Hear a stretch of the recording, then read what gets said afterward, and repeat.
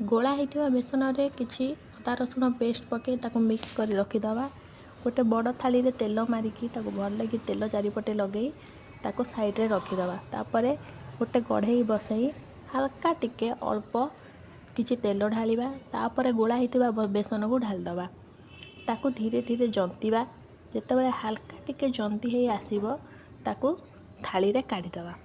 बेसी जंतीबा दरकार नहीं, हल्का जंतीले सेटा हो ताकू एबे आमे कौन करिया देखंतु हल्का हल्का जंतणी हो गलानी थाली रे काढ़दबा।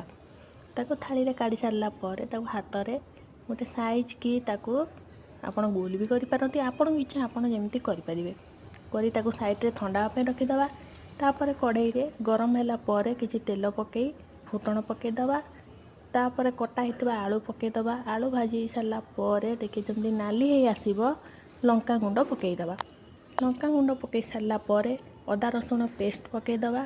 तापर ताकू किछ समय टिके घांटी देला परे किछ समय घांटी सारला परे ता देहरे धनिया गुंड, हळदी गुंड, करी मसला जेते प्रकार हमर मसला रही सब पकई ताकू किछ समय घांटी दबा। तापर अल्प किछि स्वाद अनुसार लूण पकई तो हल्का सा कसी दे ता ऊपर टमाटो आमे ग्राइंडिंग करी रखीथिबा टमाटो को पकई दे किछ समय कसी ता ऊपर पानी ढाल दबा। पानी ढाली सारला परे ता किछ समय पाई छाड़ दबा।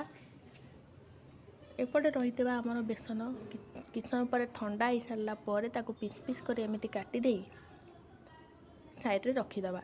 तापर कढ़ई रे तेल पकई तेल गरम हो सारला परे ताकू पीस पीस करी तेल रे छाणी दबा। एपटे गोटे गोटे पीस पीस करी आमे तेल रे पकई ताकू भल कि छाण दबा। ताकू देखंतु केमिति भल कि नाली हो सारला परे कढ़ा होउची ताकू एमिति गोटे थाली रे काढ़ दबा।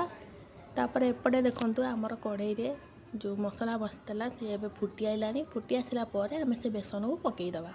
किछ समय घांटी देला परे धनिया पत्र पकई ताकू छाड़ दबा। हे गला हमर बेसन पनीर